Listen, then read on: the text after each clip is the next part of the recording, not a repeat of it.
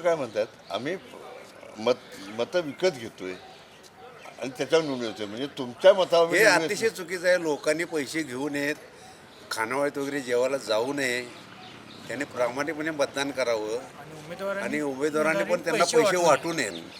ही जी काही प्रथा चाललेली आहे हे लोकशाहीला अत्यंत घातक प्रथा चालू आहे. लोक- हे बदललं पाहिजे.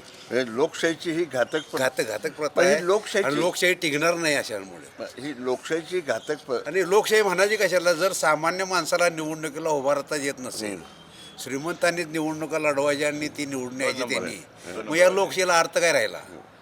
म्हणजे लोकशाही जागृत करायची असेल तर सामान्य लोकांना निवडून येता आलं पाहिजे. निवडता आलं पाहिजे आणि उमेदवार जास्तीत जास्त खर्चात न पाडता कमीत कमी खर्चात निवडून खर्च दिलं का पाहिजे. करायचा आम्ही म्हणतो? खर्च काय हा काय निवडून येणं हा काय उद्योगधंदा आहे का? आता उद्योगधंदा झालाय. उद्योगधंदा हे चुकीची प्रथा पडली यांना. मग ते थांबू शकते. हे बंदच करा, लोकशाहीच बंद करून टाका की सगळं. काय उपयोग आहे याचा? म्हणजे